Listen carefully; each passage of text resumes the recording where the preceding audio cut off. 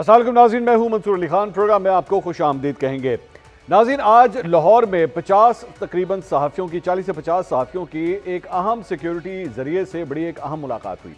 उस मुलाकात के अंदर मैं भी मौजूद था। ये रफली तकरीबन 1.5 से पौने 2 घंटे की ये मुलाकात थी, जिसके अंदर मौजूदा मुल्की सूरत हाल, सिक्योरिटी सूरत हाल के ऊपर, सियासी सूरत हाल के ऊपर बड़ी तफसीली गुफ्तगू हुई।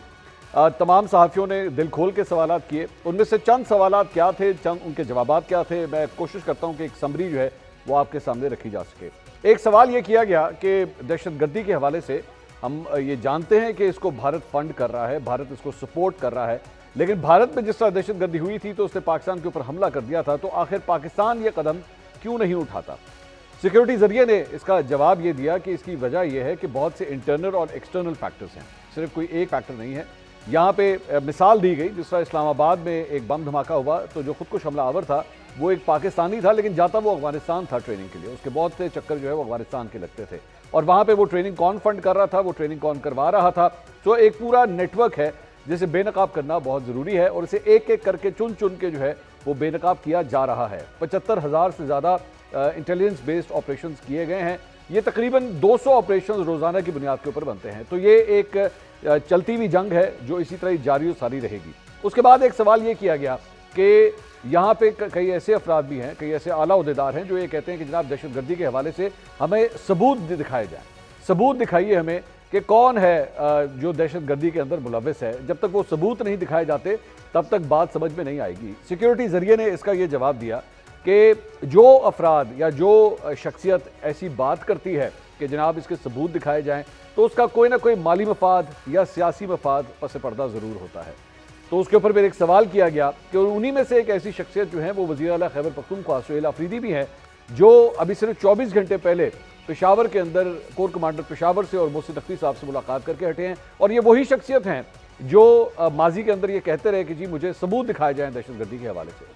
सिक्योरिटी जरिए ने इसका ये जवाब दिया कि दहशतगर्दी के हवाले से ज़रूरी है कि तमाम स्टेक होल्डर्स, चाहे वो सियासतदान हो, चाहे वो पुलिस हो, रेंजर्स हो, फौज हो, सहाफ़ी हो, सबको एक पेज पे आना बहुत ज़रूरी है।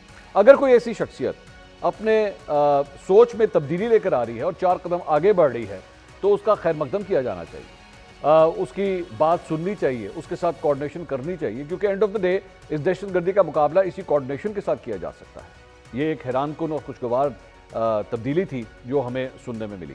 उसके बाद एक सवाल ये भी किया गया कि माजी के अंदर इमरान खान साहब के हवाले से उन्हें ज़हनी मरीज़ का लफ्ज़ भी उनके लिए इस्तेमाल हुआ, उन्हें नेशनल सिक्योरिटी थ्रेट भी कहा गया। तो क्या ऐसे अफराद के साथ भी जो है वो कोई कोऑर्डिनेशन हो सकती है? तो उसका जवाब ये था कि एंड ऑफ द डे बात सिर्फ दहशतगर्दी की है। दहशतगर्दी के मामले के ऊपर अगर सब एक हो सकते हैं और यकजुबान हो सकते हैं तो फिर और गिले शिकवे क्या हैं? और कोई गिले शिकवे मौजूद ही नहीं है। तमाम सियासी जमातें, ये बड़ा अहम जुमला है जो मैं कहने लगा हूँ, तमाम सियासी जमातें और तमाम सियासी रहनुमा वो काबिल एहतराम हैं और हम उनकी इज्जत करते हैं। ये भी एक हैरानकुन जुमला था जो वहाँ पे सुनने को मिला। उसके बाद अफगानिस्तान के हवाले से बड़ी डिटेल से बात हुई कि अफगानिस्तान की बेसिस जो है या अफगानिस्तान को बतौर एक दहशतगर्द प्लेटफॉर्म के तौर पे जो है वो इस्तेमाल किया जाता है, जहाँ पे ट्रेनिंग सेंटर्स भी खोले गए हैं और वहाँ पे जो मौजूदा रजीम है वो भी उनकी पूरी तरह पुष्पनाही यहाँ पे करती है। उसके बाद एक सवाल यहाँ पे ये भी किया गया कि अगर इमरान खान साहब को आने वाले दिनों में बीमारी की वजह से कोई रिलीफ मिलता है या उन्हें अडयाला जेल से निकाल के अस्पताल ले जाया जाता है या बरीगाला भेज दिया जाता है, तो सिक्योरिटी ज़रिए को कोई इस सिलसिले में एतराज़ तो नहीं होगा। तो उसका जवाब ये था कि ये तमाम मामला जो हैं वो कानूनी मामला हैं, सियासी मामला हैं, इदारों का या सिक्योरिटी ज़राए का इससे कोई लेने देना नहीं है। फिर उसके बाद एक सवाल ये किया गया कि माजी के अंदर ट्विटर के ऊपर या एक्स के ऊपर जिस किस्म की ट्वीट्स की जाती थी उसके ऊपर भी बहुत से एतराज़ात होते थे, तो क्या अब भी वो एतराज़ात मौजूद हैं या वो एतराज़ात जो है वो ख़त्म कर दिए गए? तो उसका जवाब ये दिया गया कि सोशल मीडिया को इस तरह मॉनिटर ही नहीं किया जाता या इस तरह देखा ही नहीं जाता कि उसकी इतनी परवाह की जाए। उसके बाद एक सवाल मौजूदा हुकूमत के हवाले से भी जो है, गुड गवर्नेंस के हवाले से, बल्कि हुकूमतों के हवाले से, कोई एक हुकूमत नहीं, मुख्तलिफ हुकूमतों के हवाले से, वफाकी हुकूमत, सूबाई हुकूमतों के हवाले से एक जुमला यहाँ पे भी कहा गया कि चारों सूबाई हुकूमतें जो है बहुत अच्छा काम कर रही हैं, वो ठीक काम कर रही हैं और किसी चीज़ को भी जो छेड़ने की ज़रूरत ही नहीं है। बल्कि गुड गवर्नेंस के हवाले से एक मिसाल जो है वो पंजाब के हवाले से दी गई कि ये जो मोटरसाइकिलों के ऊपर बसंत के दौर के अंदर आपने देखा कि मोटरसाइकिलों के ऊपर डंडे लगाए गए, ये भी गुड गवर्नेंस की एक निशानी है। वरना कोई सोच नहीं सकता था कि लाहौर में मोटरसाइकिलों के ऊपर इस तरह हर जगह जो है वो आपको डंडे लगे हुए नजर आएंगे कि लोग जो है वो डोर से अपने आप को बचा सकें। तो गुड गवर्नेंस के ऊपर बहुत जोर दिया गया कि अगर दहशतगर्दी का खात्मा करना है तो उसके लिए गुड गवर्नेंस जो है वो बहुत ज़रूरी है, क्योंकि ये दोनों आपस में इंटरलिंक्ड हैं। इस सारी गुफ्तगू में सिर्फ मैं वहाँ पे मौजूद नहीं था, मेरे अलावा दीगर सहाफ़ी भी मौजूद थे, और उन्हीं में से एक सहाफ़ी, सीनियर सहाफ़ी नजम वली साहब भी वहाँ पे मौजूद थे, जो स्टूडियो में इस वक्त मेरे साथ मौजूद हैं। और साथ ही साथ पैनल में हमें ज्वाइन कर रही हैं मुस्लिम लीग नून की रहनुमा मायजा हमीद साहिबा, और हमारे साथ मौजूद हैं पाकिस्तान तहरीक इंसाफ के रहनुमा नईम हैदर पचौता साहब, जिन्होंने मेरे ख्याल में ये मेरी गुफ्तगू भी आप सुनी होगी जो अभी मैंने इब्तिदाई के अंदर बोली। नजम साहब, आप भी और मैं भी वहाँ पर मौजूद थे, आपकी समरी क्या कहती है इस सारी गुफ्तगू के हवाले से? आपको क्या लग रहा है, रंग या हवाएं बदल रही हैं? मेरा ख्याल है कि चीज़ें जो हैं कुछ बेहतरी की तरफ गई हैं, और लेकिन उसकी वजह क्या है उसके हवाले से हम आपस में इख्तलाफ कर सकते हैं। बहुत सारी चीज़ें बेहतरी की तरफ इस तरह गई कि जैसे कि निशानदेही की गई कि जहां अगर आज इमरान खान के हवाले से कोई सख्त बात नहीं की गई, खैबर पख्तूनख्वा की हुकूमत के हवाले से, अभी मैं उनके कमेंट्स जो है मैं अभी इसको आपके साथ शेयर करता हूँ, आप भी वहाँ पर मौजूद थे, उसका भी जिक्र करता हूँ। लेकिन दूसरी तरफ ये भी कहा गया कि एक तवील अरसा हुआ कि पाकिस्तान तहरीक इंसाफ की तरफ से फ़ौज के हवाले से, फ़ौज के सरबराह के हवाले से जो एक ख़ास किस्म की एक ट्वीट्स हुआ करती थी वो भी नहीं हुई। शायद इसका एक वजह मुझे ये भी समझ आती है कि शायद इमरान खान साहब से रब्ता नहीं हुआ इतने अरसे से, और वहाँ से एक रब्ता टूटने के बाद आहिस्ता आहिस्ता बाकी लोग जो हैं उनका जो एक उनके अंदर जो बुखार है, जो गर्मी है या गुस्सा है, वो थोड़ा थोड़ा नीचे आता चला जा रहा है और चीज़ें बेहतरी की तरफ जा रही है। लेकिन इसके साथ ही मैं समझता हूँ कि जब हम ये कहते हैं कि आज की जो एक मुलाकात थी उसके ज़रिए जो मैसेज था कि रंग बदल रहा है, तो ये दोनों तरफ से है। मेरे पास एक छोटी सी मैं आपको एक तफसील देना चाह रहा हूँ। एक साइड से बदल रहा है जी, एक साइड से रंग बदल रहा है, और दोनों और इसमें देखिए, सबसे पहले मेरे लिए बड़ी अलार्मिंग खबर थी, चूंकि मैं एक अखबार का एडिटर भी हूँ, मुझे रोजाना मैं खबरों को डील करता हूँ। मेरे लिए 16 दिसंबर को एक खबर आई कि खैबर पख्तूनख्वा में जो शोहदा के वर्सा हैं उनको जो इमदाद या फंडिंग की जाती है वो खैबर पख्तूनख्वा की हुकूमत ने डबल कर दी है, वो 50 लाख से 1 करोड़ कर दी है। पता चला, मैंने पूछा, मैंने कहा वफाक ने भी किया, पता चला कहीं ऐसा नहीं हुआ, सिर्फ और सिर्फ खैबर पख्तूनख्वा में ऐसा हुआ है। ये एक गुडविल जेस्चर था, एक बड़ा पैगाम था कि आप सिक्योरिटी फोर्सेस के शोहदा, फौज के शोहदा के लिए ये स्टेप लेते हैं। फिर उसके बाद आपके सामने अचानक पता चला कि प्राइम मिनिस्टर तो दावत देते रहे थे, कह रहे थे कि मैंने तो फ़ोन किया, जवाब नहीं आया। 2 फरवरी को आपके वज़ीर आला खैबर पख्तूनख्वा, जो हमारे वज़ीर आला खैबर पख्तूनख्वा प्राइम मिनिस्टर से मुलाकात करते हैं, और उस मुलाकात में खुद आके बताते हैं कि इमरान खान का जिक्र तक नहीं हुआ, बात हुई सिर्फ दहशतगर्दी के हवाले से। चेंज आया ना कुछ। फिर उसके बाद अगले रोज़ एक और बड़ी दिलचस्प चीज़ हुई, कैप्टन अब्बास शहीद का जनाजा होता है, और हम देखते हैं कि वो वज़ीर आला खैबर पख्तूनख्वा जो कि शिकवा करते हैं कि मुझे तो बुलाया ही नहीं जाता जनाजों में, वो वहाँ पर मौजूद होते हैं, वो मैयत को कंधा देते हैं, और बाकायदा उसकी जो प्रेस रिलीज और जो चीज़ें जारी की जाती हैं वो बिल्कुल ही एक मुख्तलिफ अंदाज में होती हैं। फिर उसके साथ ही 5 फरवरी को अपेक्स कमेटी का जो एलामिया आता है उसमें हम देखते हैं कि कोर कमांडर जो है उमर बुखारी, जो पेशावर के कोर कमांडर हैं, वो वहाँ पर साथ साथ बैठे हुए हैं। फिर वहाँ पर मुश्तरका विजन आ जाता है। उसके बाद जो सबसे बड़ी चेंज आती है वो कोर हेडक्वार्टर्स में वज़ीर आला खैबर पख्तूनख्वा का अपनी काबीना के साथ जाना, वहाँ पर 3 घंटे तक रहना।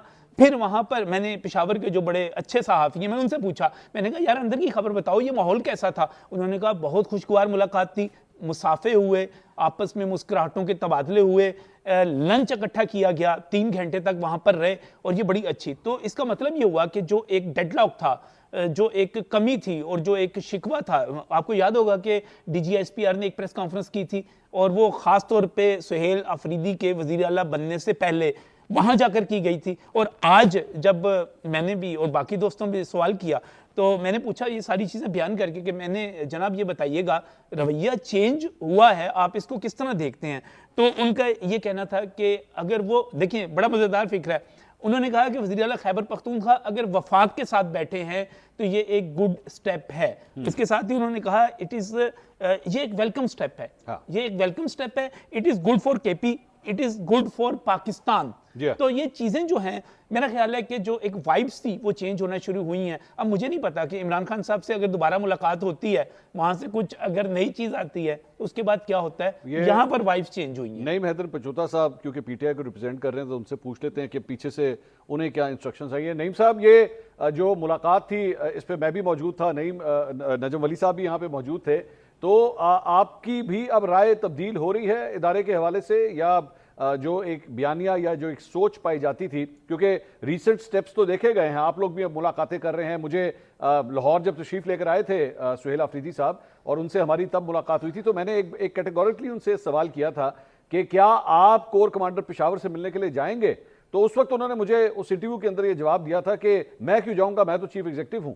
लेकिन 24 घंटे पहले हमने जो विजुअल देखे उसमें हमने देखा कि वो वहीं पे जाके वो बैठे हुए थे। तो इसका मतलब है कि आपकी तरफ से भी अब बर्फ जो है वो पिघल रही है, आपकी तरफ से भी रंग जो है या हवाएं जो है वो तब्दील हो रही है। पचौसा साहब, बहुत शुक्रिया, बड़ी मेहरबानी नवाजिश मंसूर साहब, आपने मौका दिया। देखें, मैंने इससे पहले प्रोग्राम के अंदर भी ये गुजारिश की और आपके सामने भी रखना चाहूंगा कि फर्स्ट ऑफ ऑल बात यह है कि ये जो अफवाहें फैलाई जाती हैं, इससे पहले भी फैलाई गई कि इमरान खान साहब डील करके बाहर जाना चाहते हैं, लंदन चले जाएंगे, बनी गाला शिफ्ट हो जाएंगे, खैबर पख्तूनख्वा चले जाएंगे। आज भी हमने देखा कि इस तरह की गुफ्तगू की जा रही है कि खान साहब इस तरह से चाह रहे हैं, ये वो डील मांग रहे हैं, एनआरओ, हवाएं चेंज। कोई ऐसी सूरत हाल नहीं है। अच्छा जी। मैं जब भी खान साहब से मिला हूँ, बाहर कुछ और बातें चल रही होती हैं, लेकिन अंदर जाके पता चलता है कि जो फस्तायत है, जो जुल्म है, वो जारी है। और खान साहब अपने मौके पर जिस दिन पहले थे उस दिन आज भी हैं। अच्छा जी। इसी तरह मैं आपके प्रोग्राम के अंदर ये तस्दीक करूं कि कोई ऐसी बात नहीं है कि बैक डोर के ऊपर। अब देखें शहबाज शरीफ साहब, आप उनकी मिसाल लगा लें कि महमूद खान अचकजई साहब उनसे मुलाकात करेंगे और शायद वहां पर कोई गुफ्तगू हो और मामला आगे बढ़ने लग पड़े, तो क्या वो मैंडेट शहबाज शरीफ साहब मान लेंगे पीटीआई का? क्या वो मान लेंगे कि तमाम असीरान जो है वो रिहा हों? क्या वो मान लेंगे कि 26वीं तरमीम गलत हुई, 27वीं तरमीम गलत हुई, कि पाकिस्तान में रूल ऑफ लॉ होना चाहिए? तो वो नहीं मानेंगे। उनके पास इतना इख्तियार नहीं है कि वो एक वजीर आला की मुलाकात करा सकें। अच्छा। दूसरी ये चीज है कि देखें, सुहेल अफरीदी जो हैं उनके बारे में कभी कहा गया कि वो दहशतगर्दों के सहूलतकार हैं, इनकी ये पार्टी दहशतगर्द है। कल परसों मैं सुन रहा था कि एक वजीर का बयान, वो कह रहे थे कि ये दहशतगर्दी है, इसको लाने वाले पीटीआई वाले हैं। तो एक दिन के बाद जो है वो पीटीआई जो दहशतगर्दों को लाने वाली है या दहशतगर्दों की सहूलतकार है, उनके साथ बैठने के लिए फिर आप कैसे तैयार हो गए? कभी आप कहते हैं वजीर आला जो है वो कुत्ता है, और कभी आप जाकर उनके साथ बैठ के तस्वीरें खिंचवा रहे होते हैं कि नहीं जी बिल्कुल, हम तो मुल्की मफादात के लिए और सिक्योरिटी के लिए हम तो इनके साथ बैठने के लिए तैयार हैं। देखें, सुहेल अफरीदी का पीटीआई का हमेशा ये मौकफ रहा है, और मौकफ बढ़ा ये है कि हम चाहते हैं कि तमाम इदारे जो हैं अपनी बैरक्स के अंदर जाएं, जुरिस्डिक्शन के अंदर जाएं, जो कोई उनको आईनी उनका राइट है। नंबर 1। नंबर 2 ये है कि जो सुहेल अफरीदी के हवाले से ब्लेम गेम किया जा रहा है कि उन्होंने वजीर आजम से मिलने के अंदर भी गुफ्तगू नहीं की खान साहब की, उन्होंने जिक्र किया वहां पर कि मेरी मुलाकात नहीं हुई। हाँ, इस्तदा इसलिए नहीं की क्योंकि इससे पहले बार बार उन्होंने कहा, उसके बावजूद कि वो कहते रहे उनकी मुलाकात नहीं हो सकी, तो उन्होंने फिर वही बात तो नहीं रिपीट। उनका मकसद था उस मीटिंग के अंदर कि एक तो सूबे के अंदर जो लॉ एंड ऑर्डर की सूरत हाल है, और दूसरा जो उनके बकाया जात हैं, अब वो हद तक महदूद रहे, जो कि अभी तक मैं ये समझ रहा हूँ कि सीटिंग्स ही हुई हैं। दहशतगर्दी के ऊपर कोई जामिया अमल जो है वो कोई पाया तकमील की तरफ बढ़ नहीं रहा, कोई आगे जो है स्टेप नहीं हो रहा। फिलहाल की हद तक तो तमाम चीजें जो है वो सूबाई सतह के ऊपर ही मैनेज की जा रही हैं। दूसरी ये चीज है कि जो हमारा अवार्ड है, हमारा वहाँ बकाया जात है, वो भी नहीं दिए गए।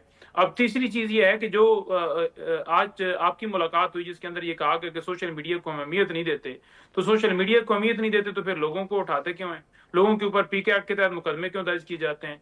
सहाफियों को आफेयर क्यों किया जाता है? फिर जो है ट्वीट्स के जवाब क्यों दिए जाता है प्रेस कॉन्फ्रेंस करके? इसी तरह अगर मैं आगे थोड़ा सा बढ़ूं तो ये कहते हैं कि सिर्फ दहशतगर्दी मसला है। दहशतगर्दी मसला बिल्कुल है, लेकिन उसके साथ साथ पाकिस्तान में जमहूरियत होनी चाहिए, पाकिस्तान में असम्बली का तकद्दुस होना चाहिए, लोगों के सर मुझे होने चाहिए। इजाजत दीजिएगा, माइजा साहब बड़ी देर से वेट कर रही हैं। पाकिस्तान की आवाम जो है उसकी कदर करनी चाहिए, कोर्ट का एहतराम होना चाहिए। ठीक है, तो वो चीजें जो है माइजा साहबा से सर मैं सवाल करना चाहूंगा। माइजा साहबा, काम ठीक कर रही नईम साहब इजाजत दीजिएगा। माइजा साहबा, ये सारी गुफ्तगू आप सुन रही हैं, जो हमने अभी, मैंने और नजम साहब ने अभी जो कुछ बताया, जो कुछ आपको रिपोर्ट किया, लग ये रहा है, हमें तो ये लग रहा है दोनों को कि कुछ चीजें पॉजिटिविटी की तरफ जा रही हैं।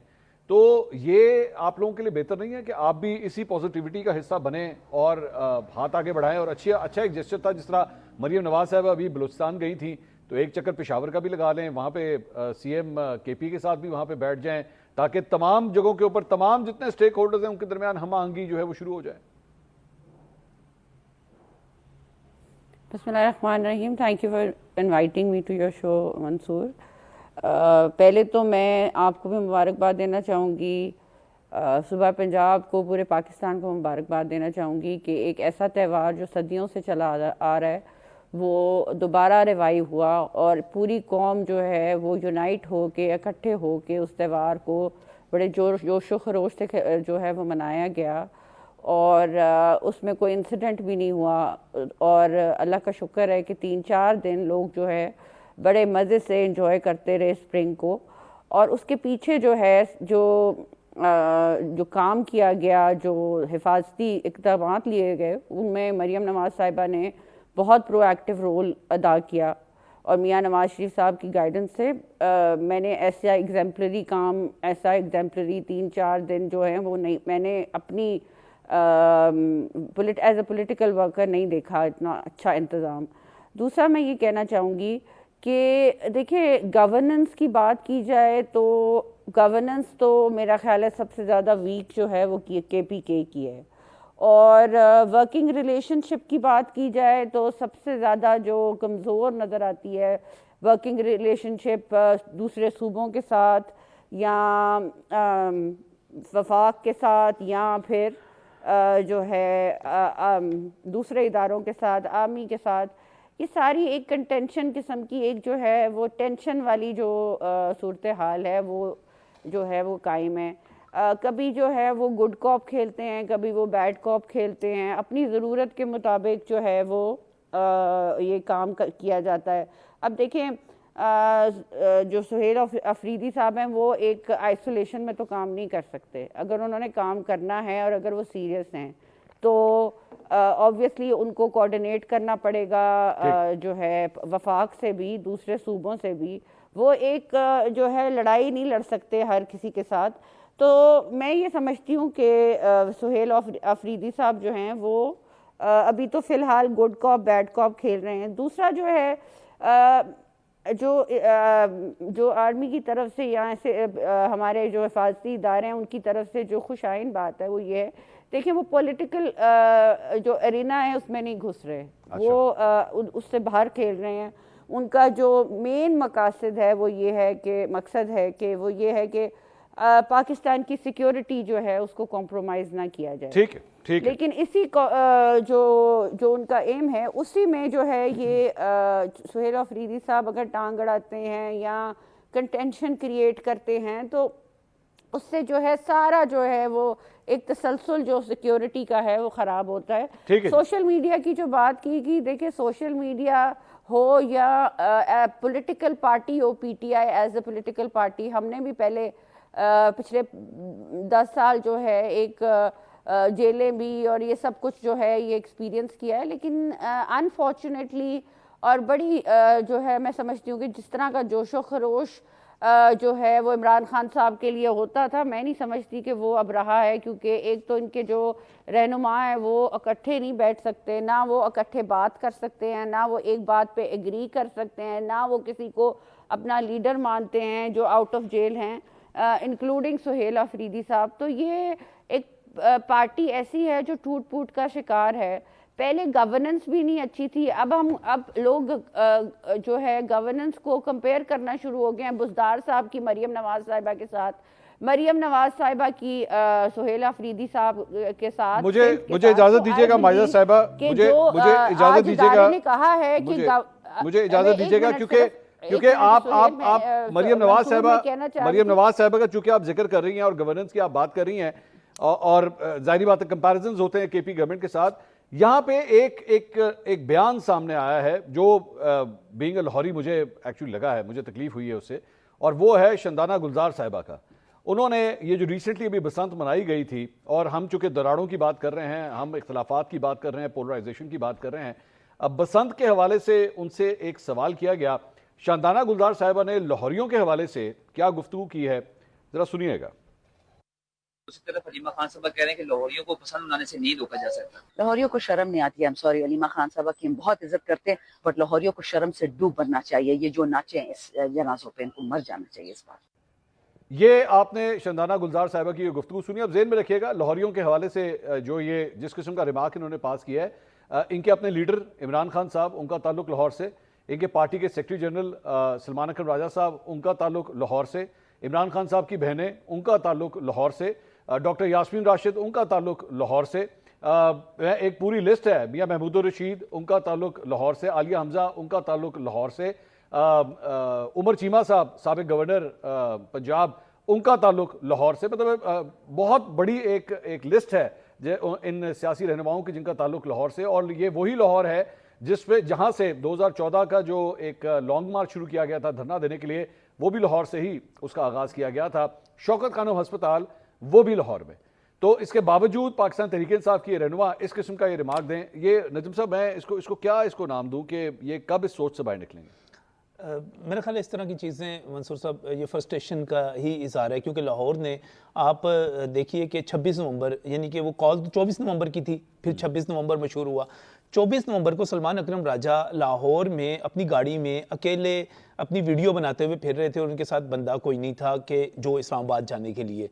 तो ये एक तरह से एक फ्रस्ट्रेशन का इजहार है, उन्होंने देखा। और ख़ुद अभी जैसे बसंत की बात हो रही थी, तो बसंत पर जिस तरह लोगों को निकलते हुए देखा गया, तो ये समझते थे कि शायद इमरान खान के लिए लोग उसी तरह लाहौरिये निकलेंगे। लेकिन लाहौर ने बहुत हद तक, मुझे तो इनके टिकट होल्डर्स, मुझे तो इनके इवन मुंतखब अरकान असम्बली, इनके ओहदेदार, इनके मशहूर कारकुन वो भी नज़र नहीं आते। और एक पाकिस्तान तहरीक इंसाफ के एक टिकट होल्डर ने मेरे साथ बसंत बनाई है। नहीं, वो तो अलीमा साहिबा ने डिफेंड किया। अलीमा साहिबा ने, वो तमाम लोग जो कि इसको कर रहे थे, कि एक्यूज कर रहे थे, उन्होंने तो खुद जो सारे के सारे, और खुद इनके पाकिस्तान तहरीक इंसाफ के वो तमाम सोशल मीडिया एक्टिविस्ट, वो तो लाहौर आए हुए थे।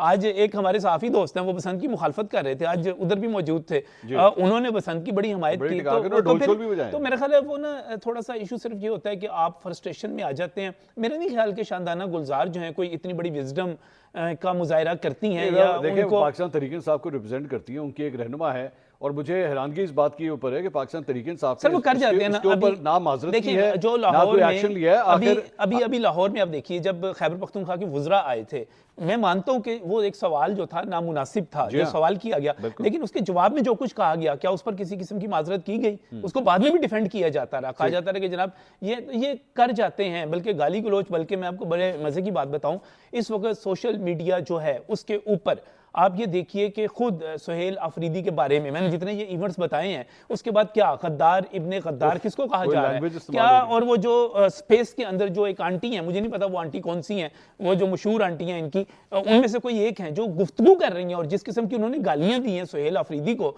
मुझे तो बड़ी हैरत होती है। नहीं महदर पंचोता साहब, क्या पाकिस्तान तहरीक इंसाफ शानदाना गुलजार साहिबा के इस बयान के ऊपर माजरत करेगी? मंसूर भाई, बात यह है कि जो शानदाना गुलजार की आपने स्टेटमेंट दिखाई है ना, बेसिकली उसका इशारा जो जिन्होंने बसंत की इजाजत दी है ना, उनकी तरफ था। देखें, लाहौर की आवाम ने हमेशा इमरान खान को सपोर्ट किया। हमारी दिल की जान है, नहीं, इसको डिफ्लेक्ट मत करें सर, नवाज शरीफ इसको डिफ्लेक्ट मत करें सर। वहाँ डॉक्टर यास्मीन राशिदा जी थी। लाहौर वो है सर, जहाँ इसको से डिफ्लेक्ट मत करें पंचोता साहब, वहाँ से मैं शराफत जीती, नहीं, तो लाहौर को बेसिकली नहीं। आप देखें, जब इन्होंने लाहौर के हुक्मरानों को नहीं कहा, इन्होंने लाहौरियों को कहा, मनाना था, इन्होंने लाहौरियों को कहा। Sir don't do that, don't deflect it. मतलब सबने सुना, आप कहते हैं मैं दोबारा रिपीट कर देता हूं, इस तरह मत करें। मतलब आप सुन लीजिए, गुजारिश सुन लीजिए, चिट्टे तौर पे अगले को कह देना भाईजान आपने सुना ही गलत है, मतलब ये क्या बात हुई है? देखें जी, मैंने सुन लिया ना, आपकी बात, गुफ्तगू सुन ली है। देखें, सबसे पहली बात यह है कि उस बयान के हवाले से उसकी तशरीह जो है वो खुद कर सकती हैं, लेकिन मेरी राय ये थी कि इस बसंत को मुलतवी करना चाहिए था, और पीटीआई का यही मौकफ रहा। अब देखें, जब बसंत हुकूमत ने उसकी अनाउंसमेंट की है, तो जाहिर बात है लोगों ने निकलना है, खुशी का उनको इजहार, एक मौका, एक तरीका उनको मिला है, जिसमें लोग, और जो लोग मना रहे थे उसमें से आप ये नहीं कह सकते कि वो नून लीग के सारे लोग थे। आज भी अगर आप फैसला करा लें लाहौर का, तो इमरान खान का नाम लेंगे। वहां इंडिपेंडेंट साफियों ने जाकर इंटरव्यू किए, उन्होंने कहा जी कि बसंत का उन्होंने आपको दिया मौका, तो क्या अब आप मरीम को वोट देंगे? उन्होंने कहा जी नहीं, हम तो इमरान खान के साथ हैं। वोट इमरान खान का, ये कीमत गवर्नमेंट ने ऑर्गेनाइज किया, हजारों के हिसाब से मुझे माजरत के साथ सर एक मिनट नईम साहब, बात यह है कि आप लोग समझते थे, ठीक है, आपकी राय है, आपकी जमात की राय, आपका राइट है कि आप समझते हैं कि जनाब ये बसंत मुलतवी कर देनी चाहिए थी, नहीं होनी चाहिए थी। नहीं मानी लोगों ने आपकी राय, जाके वो गुड्डी उड़ाई, उनको पसंद थी, उन्होंने बसंत मनानी थी, वो गए छतों पे उड़ाई उन्होंने। अब इसका मतलब ये है वो शर्म से डूब मरे सिर्फ इसलिए क्योंकि वो आपकी बात नहीं मान रहे? नहीं, ऐसी बिल्कुल बात नहीं है कि वो शर्म से डूब मरे। उन्होंने बेसिकली गवर्नमेंट को कहा है, अगर उन्होंने आवाम की तरफ बात की है तो इस पे वो खुद वजाहत दे सकती हैं। मुझे ये समझ आई कि उन्होंने गवर्नमेंट की बात की है। अच्छा, जब मैं एक काम गवर्नमेंट करता हूं भाई, इजाजत देती है तो एक जाहिर मिनट, बात उसमें लोग मैं पार्टिसिपेट करते हैं। प्रोडक्शन को कहता हूं, एक मिनट सर, लेकिन देखिए ना, मैं दोबारा चलाते हैं, ठहरे, शायद मेरे सुनने में गलती हो गई हो, नजम साहब ने भी सही तरह ना सुना हो, जरा दोबारा चलाइएगा जी। शंदाना साहब क्या कह रही हो सकता है हमने नहीं सुना सही तरह, दोबारा सुनाइए जरा। दूसरी तरफ अलीमा खान साहब कह रहे हैं कि लाहौरियों को पसंद बनाने से नहीं रोका जा सकता। लाहौरियों को शर्म नहीं आती है। I'm sorry, अलीमा खान साहबा की हम बहुत इज्जत करते हैं, बट लाहौरियों को शर्म से डूब बनना चाहिए। ये जो नाचे हैं इस जनाजों पे, इनको मर जाना चाहिए इस बार। ये अलीमा खान साहबा की हम बहुत इज्जत करते हैं, इसका ताल्लुक क्या होता अगर हुक्मरानों के साथ बात हो रही थी, हुक्मरानों के हवाले से अगर बात हो रही होती, अलीमा खान साहबा की हम बहुत इज्जत करते हैं, उनका तो कोई ताल्लुक नहीं था ना। उन्होंने बेसिकली तमाम लाहौरियों को, उसमें अलीमा खान साहबा को भी उन्होंने रगड़ दिया। हाँ, अलीमा उनको भी नहीं छोड़ा उन्होंने, उन्हें भी डूब मर जाना चाहिए। उनके बच्चे पतंगे गुड़ियां उड़ा रहे थे, उन्हें भी डूब मर जाना चाहिए। देखिए, मैं ये गुजारिश कर रहा हूँ कि इसका जवाब तो तफसीली वो ही दे सकती हैं। सर, अगर 8 आपने की पूछा, जगह पर 18 रखी जाता आपकी बसंत को तो जमात ने बेहतर। आपकी जमात ने शो कॉज नोटिस दिया है उन्हें? Have you asked her to actually apologise for this? देखिए, गुजारिश ये है कि मैं ये समझ रहा हूँ कि उन्होंने गवर्नमेंट की बात की है, यार, गवर्नमेंट ने मैं मौका हर- फराहम किया तो जाहिर बात लोगों को आप नहीं रोक सकते। मैं देखिए, तीसरी दफा लाहौरियन तो चलाऊंगा जाहिर मैं। बात है, उनको एक मौका मिला, उन्होंने मनाया। दूसरी ये चीज है, मैंने मौका दे दिया, लेकिन 3-4 और पॉइंट्स हैं जिन्होंने हमारे ऊपर उठाए, उस पर भी जवाब देना जरूरी नहीं है। सर, इसमें मेरा पहले जवाब सर, यही है, मेरा तुम टॉपिक खुद मत इस पे चेंज बता करें सकती हैं। सर, मेरा टॉपिक मत मेरी चेंज राय के करें। अंदर नहीं ये भाई, है मेरा कि ये टॉपिक मत बसंत को चेंज आगे ले करें, जाना मेरा चाहिए था। टॉपिक अब मत 8 चेंज को करें रख दिया सर, तो लाहौरियों ने डोंट 8 डू को लेकर दैट। नहीं साहब, मेरा टॉपिक मत चेंज करें, मैं अभी इस टॉपिक के ऊपर बात कर रहा हूं।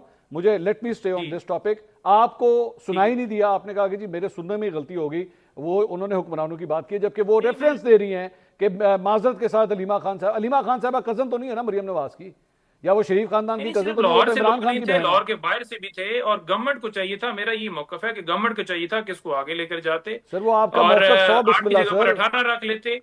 सिर्फ लाहौर से नहीं थे, बाहर से भी सर, लोग थे 100 हमारे, बिस्मिल्लाह। और काफी दोस्त थे जो वहां गए हुए थे मनाने के लिए। एक मौका मिला, लोगों ने एंजॉय किया, लेकिन उस मौके पे जब ऐसा सामने हो जाता है 8 फरवरी को नहीं रखना चाहिए था। इन्होंने आपकी इमरान राय खान है के ना पोस्ट के अंदर ये मत रखा यार, नहीं भाई, ताकि आपकी लोगों को राय ये है कहा जा ना। सके जी देखिए इमरान खान को रिजेक्ट कर दिया। और वही आपने देखा कि मरियम नवाज साहब ने आके प्रेस कॉन्फ्रेंस की, उन्होंने कहा जी कि हम कामयाब हुए, लोग इमरान खान के लिए नहीं निकले, लोग जश्न मना रहे थे, लोगों ने मुस्तरद कर दिया जो उनका मकसद था। तो वो मकसद नजर आ रहा था, नंबर 1। नंबर 2, मैं अब आपकी जो आपकी इमरान खान साहब की जो बहन है ना, ये जिस पतंगबाजी के हवाले से आप फरमा रहे हैं कि जनाब इसे मुलतवी कर देना चाहिए था, अलीमा खान साहबा इसको किस तरह सपोर्ट कर रही हैं और इसका इकरार कर रही हैं, अब जरा वो सुनिएगा जरा। आपने अडियाला के बाहर कहा था कि 8 फरवरी को आसमान इमरान खान की पतंगों से भर जाएगा, लेकिन कोई तस्वीरें सामने आई हैं, आपकी फैमिली भी बसंत मना रही है। बसंत किसने कहा था कि नहीं? लाहौरियों को आप बसंत रोक सकते हो? वहाँ के लाहौर का जुनून देखना था। आपके बच्चे भी शरीक हुए? मेरा बेटा गया था 6 तारीख को। हाँ। हाँ, बच्चे अपने लेके गए हुए थे। आपने मनाई? हमने घर के ऊपर उड़ाई थी। अच्छा। 804 लिख के, वो तो जुनून ही है। मेरा बड़ा वाला जो बेटा है, बचपन से इमरान खान की वीडियो नहीं आती जिसके अंदर इमरान से बच्चा पूछ रहा है, वो 4 साल का था, तब से जुनून में साथ जाते थे और लोगों ने 804 और ये सारी चीजें लगाकर पतंगे उड़ाई थी। ये नहीं मतलब पंचोता साहब, ये अलीमा खान साहबा की जो गुफ्तगू आपने सुनी कि जी लाहौरियों को कौन रोक सकता है बसंत मनाने से, इनके लिए क्या हुक्म है? मैं वही गुजारिश कर रहा हूँ ना कि 8 की जगह के ऊपर अगर ये आगे लेकर चली जाती गवर्नमेंट तो उस दिन वो मना लेते। ठीक है जी, आपने जब एक इवेंट एक दिन के लिए इजाजत दी है तो लोगों ने मनाना था। जब उनको 25 साल बाद एक मौका मिल रहा है जहां एक तरफ हर तरफ छापे, गिरफ्तारियां, मामला, एक इवेंट उनको मिला है, उन्होंने एंजॉय किया। देखिए, मेरा मौका क्लियर है और मैंने तो पहले भी यही बात की है। अच्छा चले, शुक्र, मैं आपकी होगी बात, ठीक है। मायजा साहिबा, ये आपको समझ आई? एतराज है जी पाकिस्तान तहरीक इंसाफ को कि आपको इसको डिले कर देना चाहिए था, वो लोगों को डूबने मारने के ऊपर उतर आए जी, कुछ सोच लेते आप लोग इसके ऊपर, इतना गुस्सा ना चढ़ता उन्हें। देखिए मंसूर, अनफॉर्चुनेटली अब पंजोता साहब का भी मैं रियलाइज़ करती हूँ कि वो डिफेंड कैसे करें। वो एक जो आपकी इनकी की आदत है, वो कोई और स्टेटमेंट दे रही है और वो obviously head of the party समझी जाती है वो अलीमा साहिबा। दूसरी जो है ये शंदाना साहिबा एक और स्टेटमेंट दे रही हैं और वो स्टेटमेंट बड़ी अनफॉर्चुनेट है क्योंकि पूरे लाहौरी क्या पूरा पाकिस्तान जो है वो इकट्ठा हुआ लाहौर में तकरीबन, और उन्होंने बसंत मनाई और उन्होंने जो है बाकायदा रिजेक्ट किया इमरान खान साहब को, उनकी एहतजाज को। तो इस चीज़ को रियलाइज़ करना चाहिए इनको, इनकी पॉलिटिकल पार्टी को रियलाइज़ करना चाहिए कि इनकी वीकनेसेस क्या हैं। यहाँ ये लोग क्यों लोगों को जो है वो बदतमीज़ी और जिस तरह अब आप लाहौरियों को पूरे को गाली दे रहे हैं, उस तरह जो है ये सब कुछ जो है इस तरह पॉलिटिकल पार्टीज नहीं चलती। अगर अवाम आपको रिजेक्ट करी है, आप एक्सेप्ट करें और आप अपने सूबे में आप परफॉर्म करके दिखाएं और अपने सूबे में गवर्न करके दिखाएं और लोगों को रियलाइज़ कराएं कि हम जो है चलो हमारी पार्टी तो यूनाइटेड नहीं है, लेकिन हम गवर्नेंस में जो है आगे जा रहे हैं। तो मैं ये फील करती हूँ कि जो लाहौरी इस दफ़ा जब ये बसंत का त्यौहार था, मुझे जो रियलाइजेशन हुई है और जो मैंने बातें सुनी है उसमें मैंने ये काफ़ी सुना है कि मरियम नवाज साहिबा जिस तरह ये इवेंट कंडक्ट किया या इतनी ज़्यादा जो इनॉग्रेशंस कर रही हैं, इतने प्रोजेक्ट्स लेके आ रही हैं, उसमें लोगों को आहिस्ता आहिस्ता उनकी सोच जो है वो बदलती जा रही है मरियम नवाज साहिबा के लिए, और वो समझते हैं कि वो एक खातून हो के, एक चीफ मिनिस्टर हो के अपनी पार्टी को, पॉलिटिकल पार्टी को भी जो है वो इकट्ठे जो है एक पेज पे लेके जा रही हैं और कोई किसी को ऑफेंड नहीं कर रहा, कोई किसी साथ डिसएग्री नहीं कर रहा, और दूसरा जो है वो अपने सूबे को भी जो है उसको एक पेज पे लॉ एंड ऑर्डर में, एक गवर्नेंस में, प्रोजेक्ट्स में आगे लेके जा रही है। ठीक है। सो ये जो सोच की तब्दीली है उसको रियलाइज करना चाहिए पीटीआई को। पीटीआई शदीद तोड़ फोड़ का जो है वो शिकार है, और बजोता साहब कुछ कहेंगे, अलीमा साहिबा कुछ कहेंगी, शंदाना साहिबा कुछ कहेंगी, मतलब रियलाइज नहीं होता इनको कि इनकी इतनी ज़्यादा जो है वो आपस में इनकी मीटिंग्स में लड़ाइयाँ होती हैं, कोई एक डिसीजन नहीं हो सकती।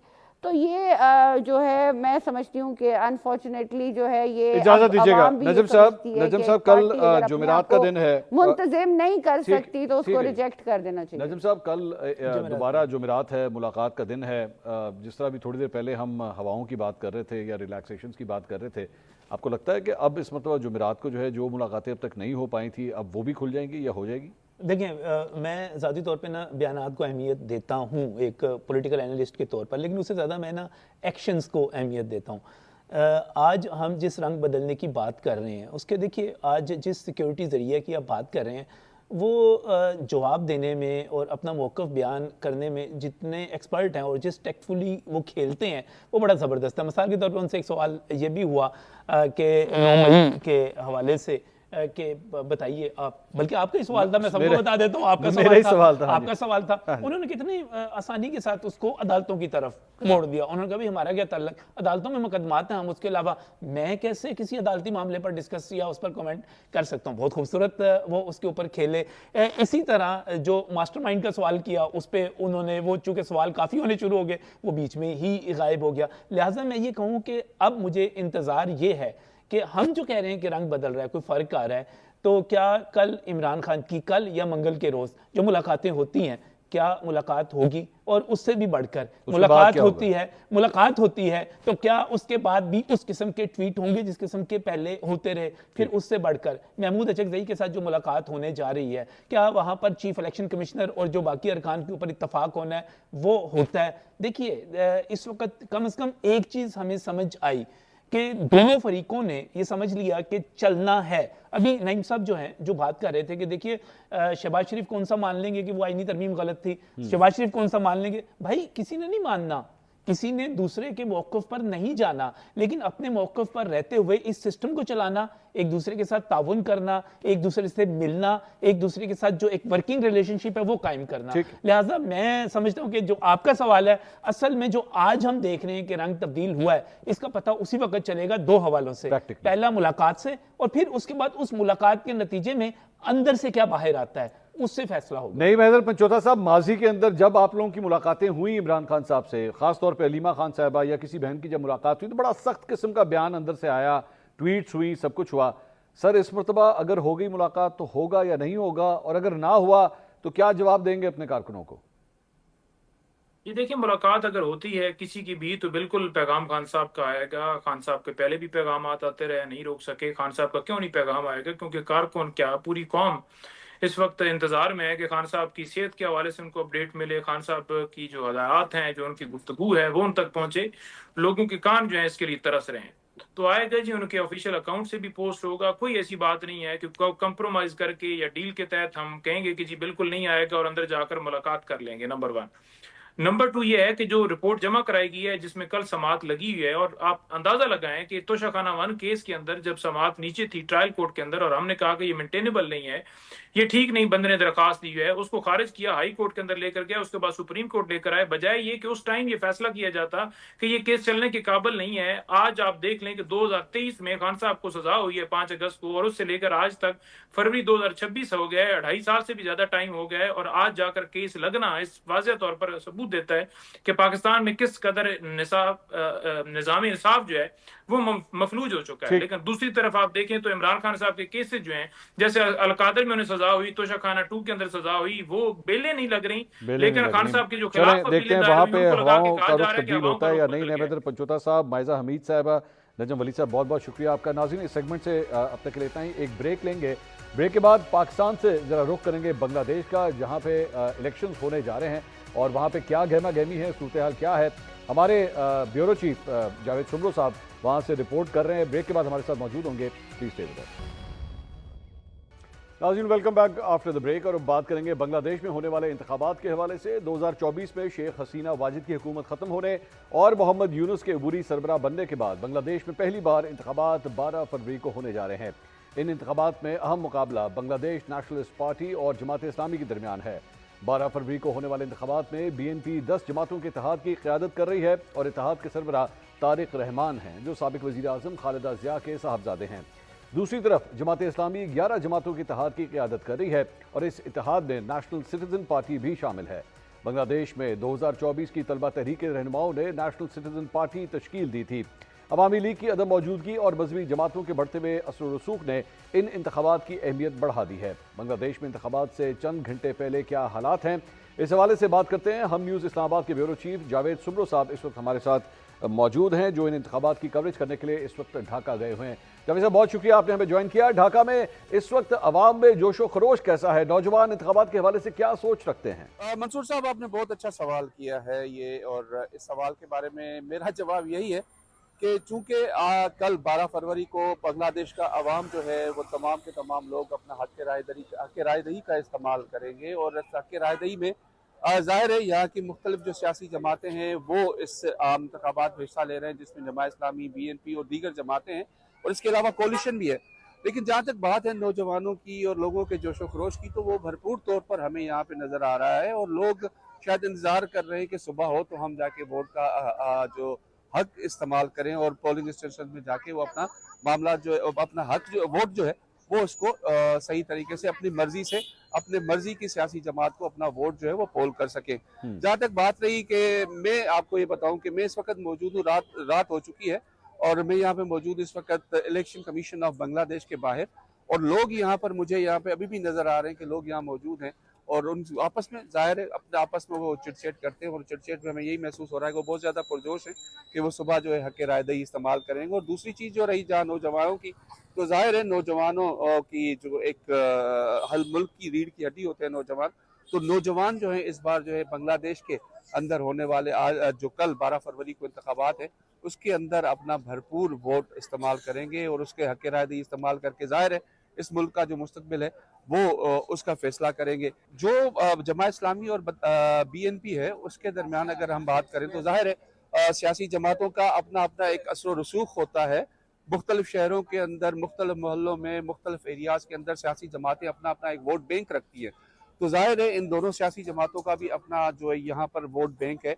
और जहाँ तक हमारी इतलात हैं तो तकरीबन 66 जो है यहाँ पे अजला हैं, और 6 से 7-8 के करीब डिवीजन हैं, और इन तमाम बांग्लादेश के इलाकों के अंदर जो है ये इंतखाबात हो रहे हैं। तो जाहिर है उसमें इन दोनों सियासी जमातों का एक ये कहा जाए कि कल मुकाबला है, कि ये कहना अब कुछ कबल इस वक्त होगा कि कौन सी सियासी जमात बांग्लादेश के अंदर जाके हुकूमत बनाएगी। लेकिन तमाम सियासी जमातों ने अपना जो मुहिम है, इलेक्शन मुहिम जो है, इंतखाबी मुहिम, वो भरपूर तरीके से चलाई है, और वो इस वजह से हर सियासी जमात जो है पूरी उम्मीद है कि वो आम इंतखाबात में वो जीत जाएंगे और पहले नंबर पे आएंगे। जावेद साहब, आपने नौजवानों का जिक्र किया कि नौजवान जो है बड़ी इंपॉर्टेंस रखते हैं इन इंतखाबात में।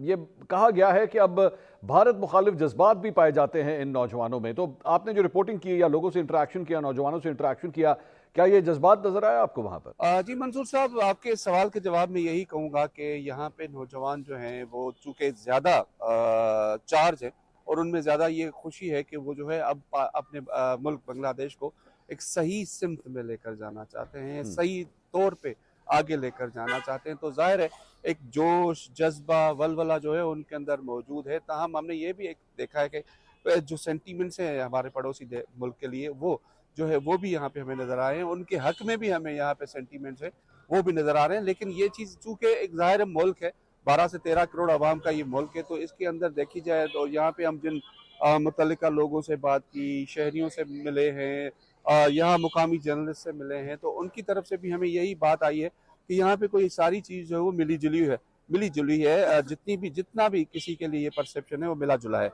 हम ये भी है कि तमाम सियासी जमातों ने, जैसे मैंने पहले बताया आपको, कि वो हर एक ने बेहतर तरीके से एक इंतखाबी मुहिम चलाई है, बेहतर तरीके से डोर टू डोर जो है मुहिम चलाई गई है, ताकि लोग जो है 2025 वाले मामले के बाद, वाक़े के बाद जो है वो इस सूरत हाल को किस तरह से उन्होंने देखा, डील किया, नौजवानों को उन्होंने चार्ज किया। नौजवान इस वक्त मुकम्मल तौर पर चार्ज हैं। बहरहाल ये मैं कहूँगा मंसूर साहब के जो सूरत हाल है वो कल जो है वाज़ी होगी, क्योंकि इलेक्शन कमीशन ऑफ बांग्लादेश जो है उनकी जानिब से जो हतमी नताइज आएंगे उनके ऊपर ही रिलाय करके जो है इस वक्त बांग्लादेश के जो हुकूमती सरबराह हैं डॉक्टर यूनिस, उसका कोई फैसला कर सके। बहुत शुक्रिया जावेद सुमरो, हमें ढाका से रिपोर्ट कर रहे थे। सियासत के हवाले से एक अहम दिन होगा कल, जब बांग्लादेश में दोबारा इंतखाबात होने जा रहे हैं। सियासत के मैदान से तो हमने गुफ्तगू की, एक ब्रेक लेंगे, ब्रेक के बाद खेल के मैदान की तरफ चलेंगे, जहां पे PSL के अंदर आज ऑक्शन भी हुआ है। बड़े महंगे खिलाड़ी वहां पे बिके हैं। आखिर इस ऑक्शन के बाद जो है वो मुकाबला बराबरी का होगा या नहीं होगा, इस पर बात करेंगे। मिर्जा इकबाल बेग साहब, सीनियर स्पोर्ट्स एनालिस्ट, हमारे साथ मौजूद होंगे। एक ब्रेक के बाद हमारे साथ रहिएगा।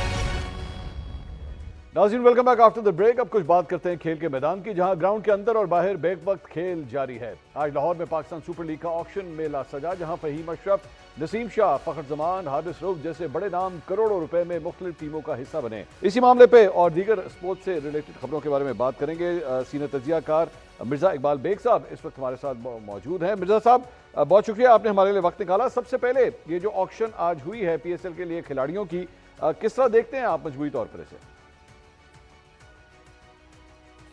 बहुत बहुत शुक्रिया मंसूर। दरअसल PSL का आगाज़ जब 2016 में हुआ, उसके बाद से लेकर अब तक ड्राफ्टिंग होती थी खिलाड़ियों की, लेकिन इस मरतबा नया सिलसिला शुरू किया है कि जिस तरह दुनिया की दीगर लीग्स में, चाहे IPL हो, चाहे बिग बैश हो, खिलाड़ियों का ऑक्शन होता है, तो यहाँ पर भी ऑक्शन हुआ, which is a good sign. इससे खिलाड़ियों को बड़ा फ़ायदा हो रहा है। आप देखें करोड़ों रुपए में खिलाड़ी जा रहे हैं। जिस तरह से साइम अयूब जो थे वो पेशावर ज़ल्मी का हिस्सा हुआ करते थे, हैदराबाद की तरफ चले गए, और दीगर जिस तरह आपने खिलाड़ियों के नाम लिए, तो मैं समझता हूँ इससे खिलाड़ियों का फ़ायदा है। अब देखते हैं कि इस पाकिस्तान सुपर लीग में जो 2 और टीमें ऐड हुई हैं, उसके अलावा मुल्तान सुल्तान्स का नाम तब्दील करके रावलपिंडी किया गया है। अब देखते हैं कि वो टीमें किस तरीके से सर्वाइव करती हैं, क्योंकि आप देखें हैदराबाद 175 करोड़ रुपए में, सियालकोट स्टैलियंस 185 करोड़ रुपए में, और रावलपिंडी की टीम 245 करोड़ रुपए में बिकी है। लेकिन मेरे पास जो इत्तलात हैं कि चूंकि गारंटी मनी जमा करानी होती, तो सियालकोट जो स्टैलियंस थी उसमें से अब एक पार्टनर जो है वो हट गए, और एक ही पार्टनर है, और एक और नई खातून सबिया सुल्तान नामी आई है, वो चेयरपर्सन है। कल उनकी वो सेरेमनी भी हुई लाहौर में, जहां टिम पेन, ऑस्ट्रेलिया के साबिक कप्तान जो उनके हेड कोच हैं अब इस वक्त सियालकोट के, वो भी मौजूद थे। तो मैं समझता हूं मंसूर के जो पौधा, दरअसल इसका क्रेडिट नजम सेठी को जाएगा, अगर उनका जिक्र न किया जाए तो ज्यादती होगी। और जो 2016 से लेकर अब तक जो लीग हुई है, उस लीग में जिस तरह से तब्दीलियां आई हैं, और इस मरतबा मंसूर मुकाबला होगा IPL से, क्योंकि 26 मार्च से PSL भी शुरू हो रही है और 26 मार्च से IPL भी शुरू हो रही है। तो अब देखते हैं कि कौन सी लीग लोगों को अपनी तरफ मुतवज्जा करने में कामयाब होती है। मेरे साहब, आपकी मौजूदगी का फायदा उठाते हुए कुछ पाकिस्तान इंडिया का जो मैच होने जा रहा है उसके हवाले से भी कुछ बात कर लेते हैं। पाकिस्तानी स्पिनर उस्मान तारिक, उनका बॉलिंग एक्शन जो है वो रिपोर्ट हो गया है। आपके ख्याल में ये बड़ा धचका होगा पाकिस्तान टीम के लिए? बिल्कुल आपने सही कहा, पहले भी उनका बॉलिंग एक्शन जो था अंपायर ने बताया था, उस पर उन्होंने काम किया और वो वापस आए। लेकिन जिस तरह से कल से भारतीय मीडिया, क्योंकि उन्होंने 24 रन देकर 4 ओवर में 3 विकेटें ली अगेंस्ट यूएसए, तो जिस तरह से भारतीय मीडिया ने कल से प्रोपेगेंडा शुरू कर दिया था कि उस्मान तारिक, अब आप मुझे बताएं कि अगर जिस तरह से उस्मान तारिक का वो बाजू उस तरह से नहीं बेंड करता है जो कि इलीगल बॉलिंग एक्शन में आता है, लेकिन उसके बावजूद आप देखें कि रविचंद्रन अश्विन ने, जो भारत के साबिक टेस्ट स्पिनर हैं, उन्होंने कहा कि बिल्कुल सही है, आकाश चोपड़ा ने कहा सही है, बस एक दो भारतीय हैं और फिर भारतीय मीडिया प्रोपेगेंडा कर रहा है। अभी से वो खाइफ हैं। एक तो हमने सिफारती मैदान पर शिकस्त दी बांग्लादेश को सपोर्ट करके, अभी तक वो उन्हें हजम नहीं हुआ।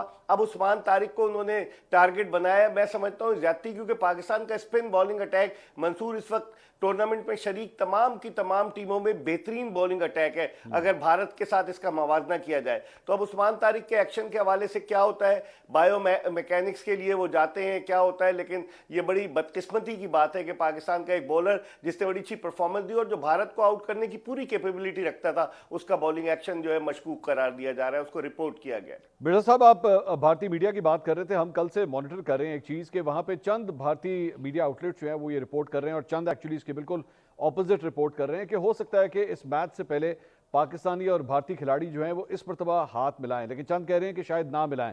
आपके पास क्या खबर है इस सिलसिले में?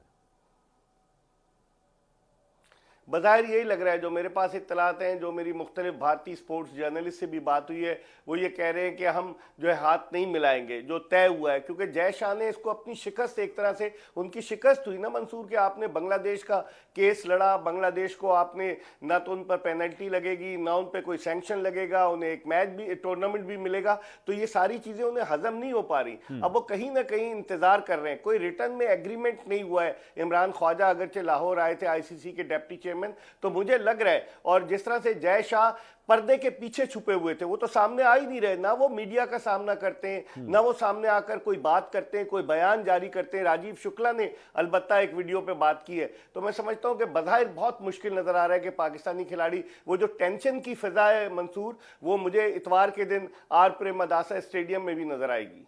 मिर्ज़ा इकबाल बेग साहब, सीनियर स्पोर्ट्स एनालिस्ट, बहुत शुक्रिया आपका गुफ्तगू करने के लिए। नाज़रीन, मिर्ज़ा इकबाल बेग साहब की गुफ्तगू आपने सुनी। प्रोग्राम से अब तक के लिए इतना ही। कल हमारा एक खुसूसी प्रोग्राम नशर किया जाएगा जो हमने रिकॉर्ड किया है कैडेट कॉलेज यूनिवर्सिटी से, और वहाँ पे मुख्तलिफ स्टूडेंट्स ने, जो हमारे पैनलिस्ट थे, उनसे बड़े सख्त किस्म के सवाल किए हैं। ये खुसूसी प्रोग्राम है, इसे देखना मत भूलिएगा।